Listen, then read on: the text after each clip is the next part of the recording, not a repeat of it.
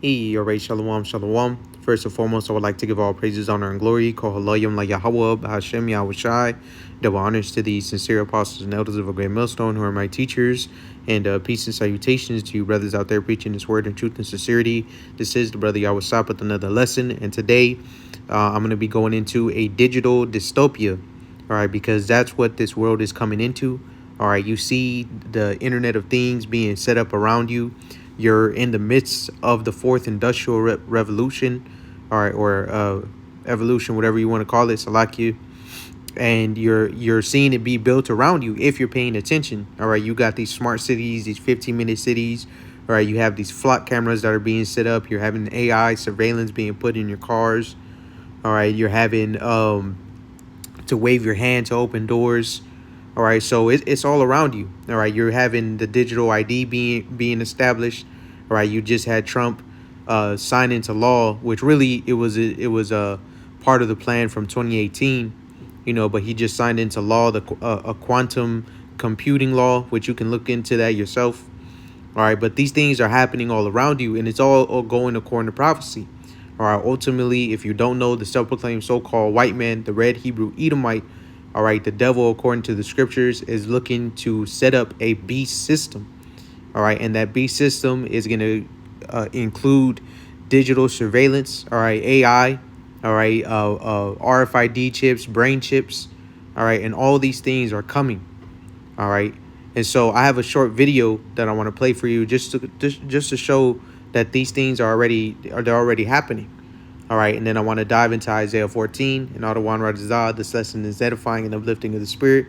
But without further ado, I'm going to go ahead and let this play. Now, if you're unfamiliar with these flock cameras, they are AI-driven tracking devices, and their entire purpose for existing is to log as much information as they can about you and your vehicle. Things like the color, the make, the model, the license plates, where you're at. All of these things get logged and sent to a database, which is then consequently sold to the highest bidder. Now, as of today, there's roughly around 100,000 of these flock cameras all throughout the United States. And the companies behind these cameras claim that they do not track your biometrics. Things like your height, your weight, your skin color, what you look like. They claim that those things are off limits. However, that is not what their patents say. The more you know. I don't mean to be rude, but there is a concerningly large amount of people who are quite literally either supporting or building the infrastructure that's meant to enslave us. And I'm just wondering, this electrician tested 14 neighbors' homes. Every single smart meter overcharged up to 80% per month. Here's what he did next. If you have a smart meter on the side of your house, you are being charged for a... When are the people who see what's going on going to stop the people who are too dumb to stop building infrastructure for people who want us? Maybe some people are missing the point whenever it comes to these data centers, right? Regardless of how much power you're going to be using, regardless of how much water consumption is going to happen, regardless of the health effects or the effects on the environment around these things, right? What we don't want is a surveillance state, because that's what they're going to do. They're going to surveil us and watch us, and that's what we don't want. So regardless of your arguments of why they are okay, you best believe they're going to be used to watch you, and there's nothing American about that. And the people standing against them, it's one of the main reasons that we're saying no data centers. Now back to your regular programming. Well, we're here. We're in a big brother dystopia. And the cost is north of $1.4 billion a month of your tax dollars and my tax dollars to go track where some person wearing a frog costume is located, to see who's standing next to them by reading their irises, facial recognition, by accessing their tracking devices on their smartphones and through their social media. AI has now become so advanced that it is using your Wi-Fi signals and your Bluetooth signals to detect what you are doing inside the walls of your home, your emotional state, inside the walls of your home using your Wi-Fi, your sleep cycle. Hi, if you're new, I'm Megan. I go through tips and tricks on the internet, how to catch a cheater, fun and useful website. At this point, all of the fuckery happening with the tech in the world. MIT coined something called RF pose. It's quite literally through-wall human tracking. Their own description states that a wireless signal can traverse walls and be used to estimate a person's pose. The researchers proved that your ordinary Wi-Fi combined with AI can determine what you are doing inside the walls of your home. So then I was doing a deep dive on this and I come across another article. This one is called EQ Radio, and it detects using your Wi-Fi what your heart rate is doing. So by doing that, they can determine what your emotional state is. That means if your phone is sitting next to you with the cameras covered and all of your permissions off, like I've told you guys to do so many times, can still detect your emotional state and what you are doing using the Bluetooth and Wi-Fi signals that it emits. From there, I run across another article that it's called RF Sleep, and it uses radio signals to detect which part of your sleep cycle you're in. This is what they mean when they say AI is taking jobs. Because really, this is crazy. What should we say? Crazy. Well, BMW has gotten on the bandwagon with the whole surveillance thing. We have had BMWs for years, and my husband just got a new one. Beautiful car. I get in and looking at the apps, which everything is so freaking hard to find nowadays, and you've got this. I'm like, interior camera? What the fuck is an interior camera? Well, according to chat, it is a camera that can be, I don't know, just watches you in here. It can take screenshots, it can record. If you have the app, you can watch somebody that's driving your car, which is creepy weird. So I'm like, all right, where's the camera? Well, here's the camera. I mean, it's in plain sight. Right there. See it? Right above. Right there. So I just took a Amazon return to Kohl's, and when you get a return, they give you a coupon. Well, there is a little sticker. I just tore a piece off of it, and I'm gonna do what I do with my computer. And so there you have it. All right, these things are not, it's not a myth anymore, man. This isn't no conspiracy theory. These things are happening all around you. All right, a digital dystopia is being set up around you right now. And those of you who are not paying attention, and we understand that you're going to take part of the mandatory chipping. All right, when the mark of the beast becomes mandatory, you're going to be one of the first ones in line to accept it. All right, those of us who understand that this is all part of the Heavenly Father's plan, and we have faith in the Lord, the Lord is going to protect us from these things. All right, but you have to acknowledge that these things are going to happen. And as you can see from the title of this video, which the whole video is good, I'm going to post a link in the description. That way you brothers and your sisters can tune in as well. But it says, everyone sees how strange America is becoming, and it's not getting better. And that's right. Everyone is seeing how strange America is becoming, because it's part of prophecy that these things would become plain. All right. So before I continue with my lesson, I want to real quick grab this in the book of 2nd Esdras. All right. I just had it, so like it. At the end, it shall. 1 second.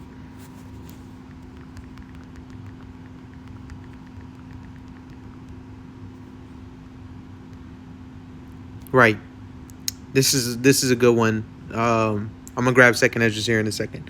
Habakkuk chapter 2 and verse 3. For the vision is yet for an appointed time, but at the end it shall speak and not lie. Though it tarry, wait for it, because it will surely come. It will not tarry. And that's right. So the vision is being made plain. All right. And at the end is speaking. And we are at the end. All right. And it is speaking. And so this is going to also be the book of 2nd Esdras chapter 9. And I'm going to start at verse 5. It says, for like as all that is made in the world hath a beginning and an end, and the end is manifest. All right. And when you get into that word manifest, let's go ahead and grab it. It means clearly revealed to the eye or the understanding, open to view or comprehension. And so the end is manifest. It's clearly revealed to the eye. There's no hiding it at this point. No matter how Esau tries to spin it, all right, this is the world that we're coming into. All right, and except those days be shortened, there shall no flesh be saved.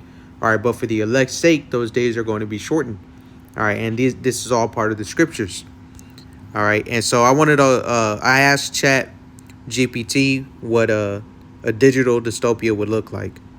All right, so check this out,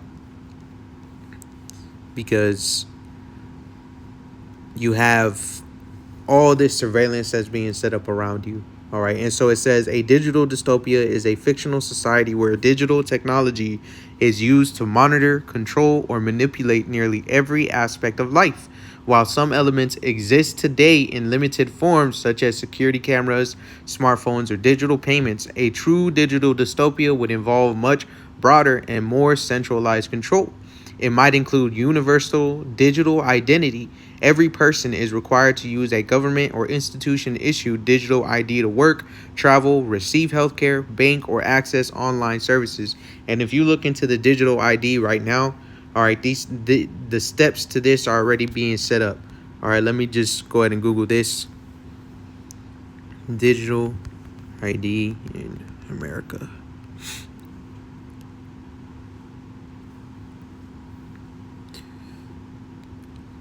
How soon before you'll need a digital ID to access public services?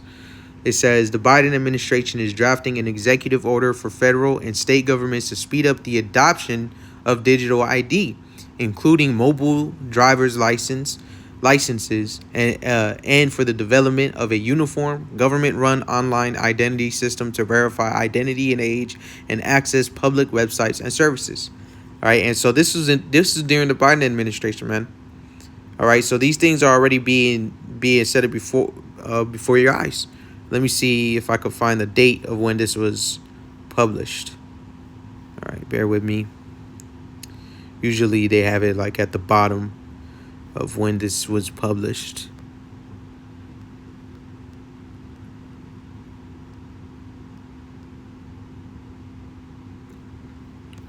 Says said copyright 2025, so it must have been posted in maybe 2024, 2023.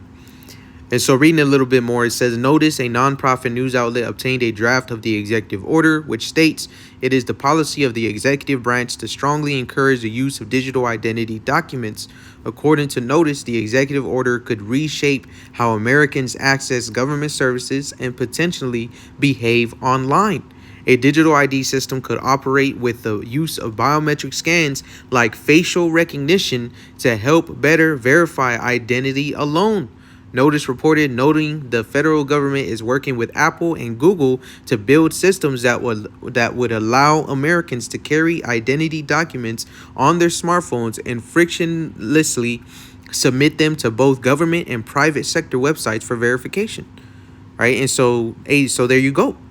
All right, these things are, this is not a myth. All right, so let me continue it back in this chat. It says cashless economy. Physical cash is eliminated, making every purchase traceable and potentially subject to approval or restrictions. And you go to your nearest gas station, all right, and you try to break 100. More times than not, they're not going to have cash like that. They're going to say you don't have card, because everyone is paying with card now. All right. It says constant surveillance. AI analyzes data from cameras, phones, vehicles, wearables, and online activity to track people's movements and behavior. So let's check this out, right?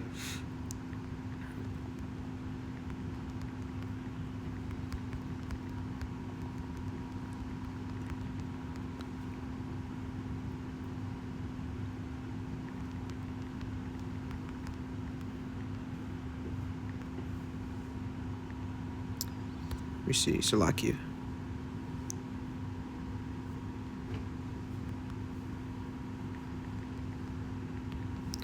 Just asking things, through the spirit, seeing what he comes up with. AI, global surveillance technology. Here's the AI overview. AI has been extensively merged with surveillance, enabling real-time analysis of video feeds, facial recognition, behavior tracking, and predictive analytics across public spaces, law enforcement, and government operation. Integration of AI with surveillance. AI has significantly transformed surveillance systems, enhancing their capabilities and efficiency. The integration of AI technologies has led to several advancements in how surveillance is conducted. Key features of AI surveillance: real-time analysis, facial recognition, behavior tracking, predictive analytics. It says, I'm going to read each one by one. It says AI enables the immediate processing of video feeds, allowing for quick identification of potential threats. AI systems can recognize and track individuals through facial recognition technology, which is widely used in public spaces. So these things, it's all around you. You know, you just seen the video about those flock cameras. Go outside and go downtown. Here in San Antonio, there's already these cameras that are everywhere. It says AI systems can recognize and track individuals through facial recognition technology, which is widely used in public spaces. AI algorithms analyze behavior patterns to detect suspicious activities, improving response times for security personnel. And how are these things happening? Well, they're happening through your Wi-Fi. They're happening through your smart TV. All right, your smart microwave, your smart car. All right, they're setting up smart cities all around you. Okay, it says by learning from historical data, AI can anticipate potential security threats before they occur. You ever heard of the movie Minority Report? Let's go ahead and grab that. All right, Minority Report, if I'm spelling that right, movie, right? So let's check this out. Continued in Wikipedia.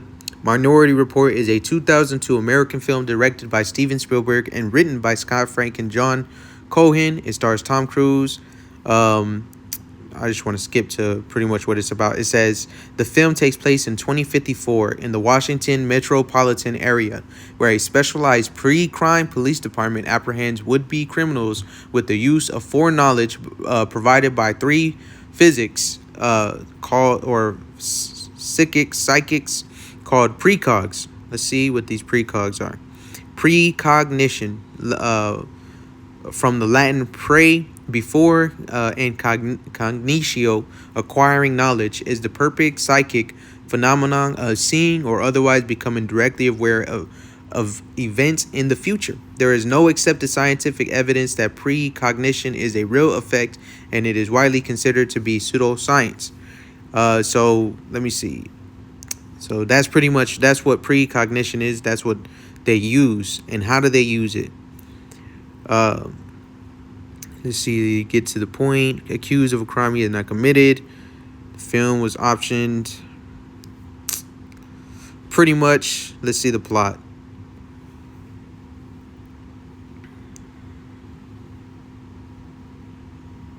All right, so in 2054, it says a pre-crime pilot program is running in Washington, D.C. in the U.S. Three clairvoyant people known as precognitives or precogs receive psychic visions about imminent homicides. Police detectives use information from the visions to apprehend would-be perpetrators before they can commit a crime. Those arrested are put into a coma and imprisoned indefinitely. Although pre-crime is eliminated, nearly all premeditated murders during the 6-year existence. So pretty much, you know, you watch this video or you watch this movie, it goes into how they're seeing things before it happens. All right, and that's pretty much what the use of AI is, right? It says by learning from historical data, AI can anticipate potential security threats before they occur. All right, so there's the constant surveillance right there. Biometric authentication, facial recognition, fingerprints, iris scans, or voice recognition become mandatory for everyday activities. And best believe that would happen, and that is going to happen in those 15-minute cities. It says algorithmic governance, decisions about loans, employment, insurance, benefits, or even policing are increasingly made by automated systems rather than people. You already have that. That's been really established once the credit system got set up. It says information control. Search results, news feeds, and online content are filtered or personalized in ways that can shape public opinion or suppress dissent. So let's do this, right? Let's do this.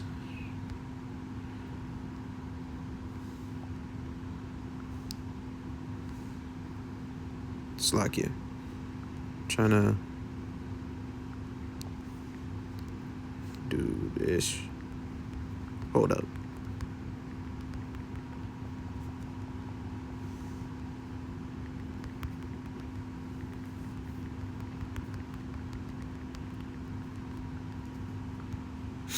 Let's see.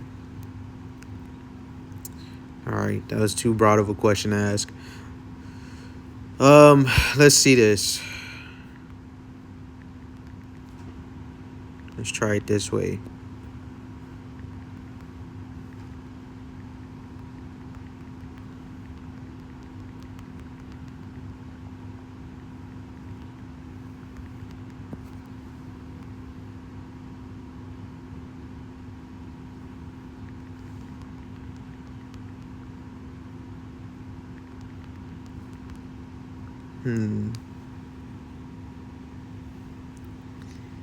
How Google manipulates search to favor liberals and tip elections. Has Google ever been accused of suppressing search results? Why Missouri's probe matters. A high-profile allegation about manipulation, not health-specific drama. The bias machine. How Google tells you what you want to hear. So these things are happening, man. Programmable money, digital currency could, in theory, be designed with restrictions such as where or when it can be spent, depending on the system's rules. And so you have these things that are happening all around you. All right, you do a quick Google search on these things, and it's gonna come up. All right, why? Because the end is manifest, is being clearly plain to be seen. And so it says predictive monitoring. AI attempts to predict crimes or undesirable behavior before it occurs, potentially leading to people being investigated based on statistical models rather than actions. All right, so these things are happening around you. Just take a look at what what's happening in the vehicle industry with the surveillance cameras that are being put in there. All right, they're pretty much able to have a kill switch to where if they see that you're disoriented in some way or form, they can cause your vehicle to not turn on or to be drivable. All right. And so it says, if you're thinking from a biblical perspective, many readers have wondered whether future technologies can make large-scale economic or social control more feasible. Some connect the idea to passages like Revelation 13, 16 through 17, which we always go into, because it describes restrictions on buying and selling. However, the text itself does not specify a particular technology such as digital IDs, RFID chips, AI, or cryptocurrencies. Any direct identification of modern technology with those passages is an interpretation rather than something the text explicitly states. And why is that? Because the Bible is written in parables. All right, it was only given to a select few to be able to break these things down. All right, and to understand it. So real quick, just speaking on that note, and then we'll get into my main precept. This is going to be the book of St. Mark, chapter 4, and jumping down to verse 11. As a matter of fact, I'm going to start at verse 10. It says, and when he was alone, they that were about him with the 12 asked of him the parable. And he said unto them, unto you it is given to know the mystery of the kingdom of Yahweh, but unto them that are without, all these things are done in parables and riddles. All right. It says that seeing they may see and not perceive, and hearing they may hear and not understand, lest at any time they should be converted and their sins should be forgiven them. And so that's right. So the Lord is purposely blinding these people out there. That's why they see that it's being set up around them, but they don't know why it's being set up around them. They don't know the agenda behind it. They don't understand, what's going to come next. All right. But that's why the prophets are out here, to let you know the things that are happening, why it's happening, and what comes next, which ultimately what comes next is America's doom and gloom. Okay. And so it says back in this chat, a digital society can also bring genuine benefits faster healthcare, fraud prevention, easier payments, and more convenient services. So there you go. So that's how they're going to sell it to you. All right. That's why people are going to be so on board, because we're already coming into the times of people suffering, man. They're in a state of suffering. They can barely afford groceries. They can barely afford their rent. All right. They're falling behind on their car payments, on their credit card payments. All right. They're losing their jobs. They're being replaced by robots. All right. They're being replaced by AI. All right. You got wars all around them. You got famines and pestilences taking place. Like you just recently had 3 major earthquakes hit the earth over there in Venezuela, here in the U.S. somewhere. I forgot exactly where, and Japan. All right. So these things are happening because we're in the end. Let's jump back to 2nd Ezra 9. All right. And jumping up to verse, I'm going to start at verse 2. It says, "Then shalt thou understand that it is the very same time wherein the highest will begin to visit the world which he made. Therefore, when there shall be seen earthquakes and uproars of the people in the world, then shalt thou well understand that the Most High spake of those things from the days that were before thee, even from the beginning," because this has all been pre-planned. All right, we're in a movie. The Lord is the director, okay? And so, jump into my main precept. I asked, how could this compare to Isaiah 14 and 13 through 14? Which, if you don't know what that says, we're going to go ahead and get it for you. All right. So this is the book of Isaiah, chapter 14 and verse 13. It says, "For thou hast said in thine heart, I will ascend into heaven. I will exalt my throne above the stars of Yahweh. I will sit also upon the mount of the congregation in the sides of the north. I will ascend above the heights of the clouds. I will be like the Most High." And so pretty much this is why this surveillance state is being set up. Because Esau Edom, the self-proclaimed so-called white man, the red Hebrew Edomite, the devil, all right, is looking to be like the Most High. Because when you read verse 10, verse 12, it says, "How art thou fallen from heaven, O Lucifer?" Which, when you get into that word Lucifer, it means light bearer. And the current one that has the light, or in other words, rulership, is a self-proclaimed so-called white man. All right, so reading that again, it says, Isaiah 14 and 12, "How art thou fallen from heaven, O Lucifer, son of the morning? How art thou cut down to the ground, which didst weaken the nations?" All right, and he weakened the nations, of course, through those 2 atomic bombs that he dropped, but also through democracy. All right, also through raping, robbing, and pillaging. Okay. And so back in this chat, it says, "Many readers have drawn thematic parallels between book of Isaiah 14, 13 through 14 and the idea of a technologically controlled society, but it's important to distinguish between what the passage explicitly says and what later applications infer," which we understand why people would interpret it in a different way. But hey, this is all according to prophecy. All right, we understand this is speaking through prophecy. All right, if you can't get it, then it's not for you. So I'm going to jump to where it says a thematic comparison to a digital dystopia. If someone were to compare these verses to a hypothetical digital dystopia, the connection would not be that Isaiah predicts modern technology. Rather, the comparison would be based on reoccurring themes. It says, "I will be like the Most High." God alone is portrayed in Scripture as all-knowing and sovereign, and that's right, because it's only Yahweh that's up there. There's no other God. All right, you don't have Baal up there.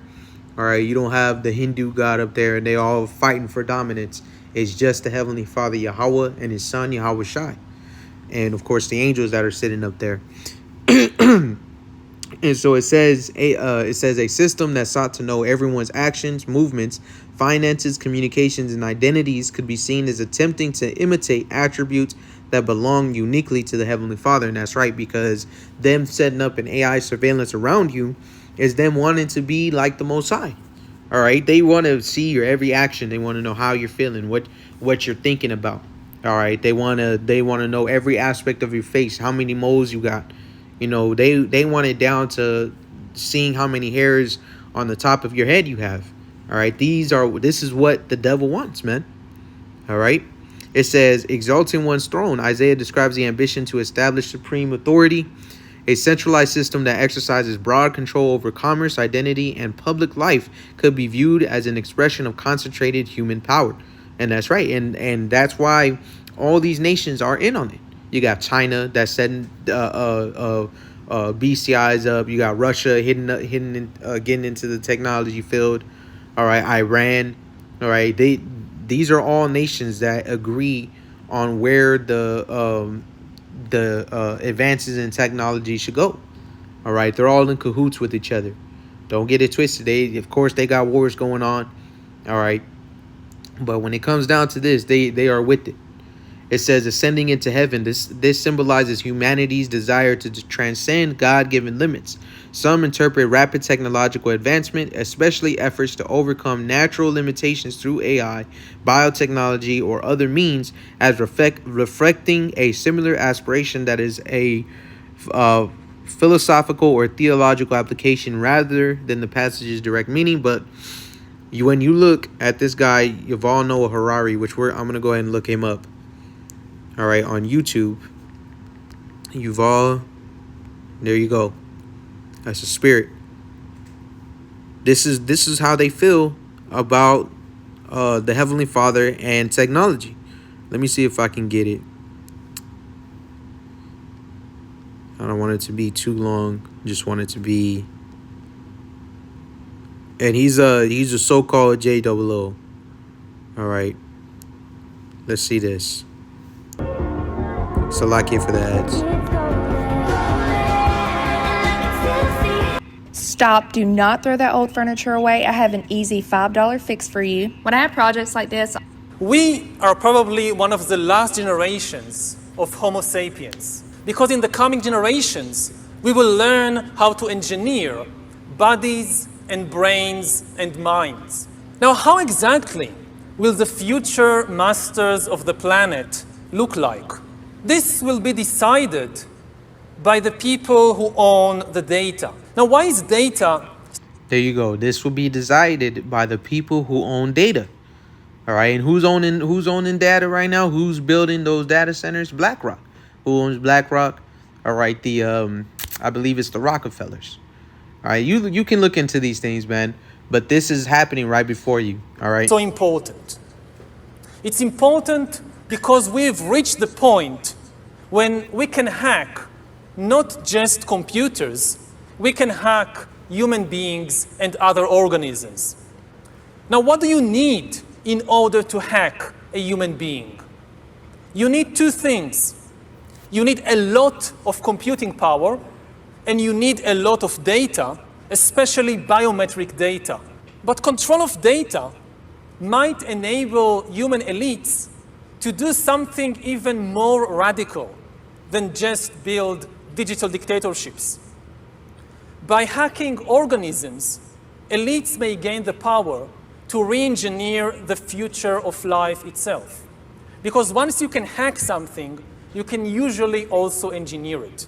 All of life, for 4 billion years, dinosaurs, amoebas, tomatoes, humans, all of life was subject to the laws of natural selection and to the laws of organic biochemistry.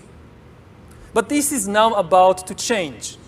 Science is replacing evolution by natural selection with evolution by intelligent design. Not the intelligent design of some god above the clouds, but our intelligent design and the intelligent design of our clouds. The IBM cloud, the Microsoft cloud, these are the new driving forces of evolution. And at the same time, science may enable life, after being confined for 4 billion years to the limited realm of organic compounds, science may enable life to break out into the inorganic realm. Humans are now hackable animals. You know, the whole idea that humans have, they have this soul or spirit and they have free will and nobody knows what's happening inside me. So whatever I choose, whether in the election or whether in the supermarket, this is my free will, that's over. Free will, that's over. That's over. Over.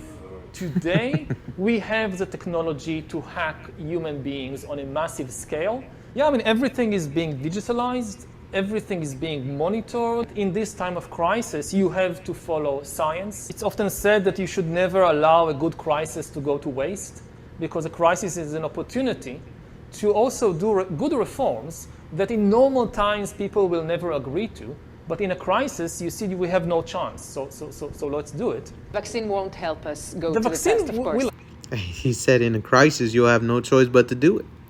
And what do you think this world is being led to by Isa14? All right. Help us, of course. It will make things, more manageable. Surveillance. People could look back in 100 years and identify the coronavirus epidemic as the moment when a new regime of surveillance took over, especially surveillance under the skin, which I think is maybe the most... Hold up, we gotta hear that again. Virus epidemic as the moment when a new regime of surveillance took over, especially surveillance under the skin. Surveillance under the skin. All right. So when they injected you with that jab, all right, that's when they put them tiny micro whatever they are to watch you, man. All right. And these things are being exposed left and right, because once again, the end is manifest. Let's keep it going. Which I think is maybe the most important development of the 21st century, is this ability to hack human beings, to go under the skin, collect biometric data, analyze it, and understand people better than they understand themselves. This, I believe, is maybe the most important event of the 21st century. By hacking organisms, elites may gain the power to re-engineer the future of life itself. Because once you can hack something, you can usually also engineer it.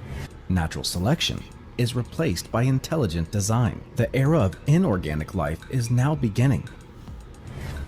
In the coming decades, AI and biotechnology will give us godlike abilities to re-engineer life and even to create completely new life forms. We are about to enter a new era of inorganic life shaped by intelligent design. And there you have it, man. So this isn't this ain't no conspiracy theory. So another thing that I wanted to bring out as well is what else it brought out. So back in this chat, it says several passages express similar warnings about human pride.